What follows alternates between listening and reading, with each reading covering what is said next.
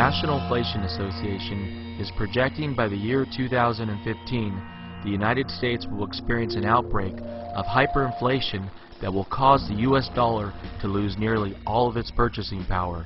Rather than address the root cause of the upcoming hyperinflationary crisis, NIA believes the US government is likely to implement price controls by ordering stores to sell food, water, and other necessities at government-mandated prices.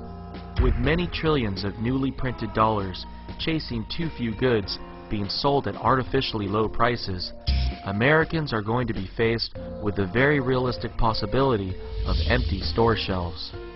Very few Americans realize just how quickly store shelves become empty during a panic. During the upcoming currency crisis, with millions of Americans rushing to dump their dollars before they become worthless, all shelves at grocery and convenience stores nationwide will likely become empty within a few short days. 2 months ago, the U.S. had a wake-up call of what hyperinflation in this country will look like. The mainstream media largely ignored this story, but NIA believes it is one of the most important stories of 2010 so far because it provides a window into what will occur nationwide during hyperinflation. On May 1st, 2010, a water pipe ruptured in Weston, Massachusetts, 15 miles west of Boston, and 8 million gallons of water flooded into the Charles River. I have declared a state of emergency and am issuing the following directions. First, all residents in the impacted communities should boil their drinking water before consuming it. Failure to boil drinking water rapidly for at least a minute could cause illness, in some cases serious illness. Attention, the MWRA has announced a boil water alert for this area. Millions of residents immediately rushed to buy bottled water at local stores, and within hours, all retail stores in Boston were out of bottled water. Hour and a half after we opened, we were basically back to square one with no water. They're like every place else. And the water shelves aren't the only empty ones. Obviously with no water, no dishwasher, the trickle-down effect is a significant effect on the paper plates and the paperware. Even more shocking than how quickly retail stores ran out of water was how quickly Americans turned into animals fighting over water. Don't bother going to the supermarket. It's crazy. It's like a big brawl. Don't go.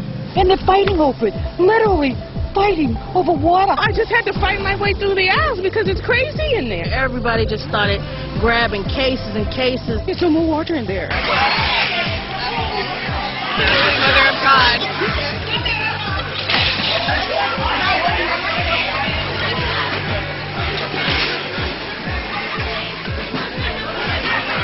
Most Americans aren't prepared for the currency crisis that is ahead and will likely wait until the very last minute to prepare. Unfortunately, by the time hyperinflation becomes apparent to all, it will be too late for Americans to purchase the goods that they will need to live and survive. Residents in the greater Boston area were able to survive the water main break only with the help of the National Guard. This line is about 2 miles long and stretches back to the Lynn border. Many of the people here have been in line since before 7 o'clock this morning, waiting to get their case of water. They're getting a case of water, even though it did say 2 cases on the press release. Unfortunately, we didn't receive the other truck in time. Within 2 hours, volunteers had distributed about 840 cases. And then, with dozens of cars waiting, came this announcement. We are out of water. We have no more water at this time. The Boston water emergency quickly ended days later after workers stopped the spill and began repairs on the pipe. Americans won't be so lucky during hyperinflation. Americans will be forced to transact using silver and gold in the black market, and it will likely take years for the U.S. economy to recover from the damage caused by government price controls.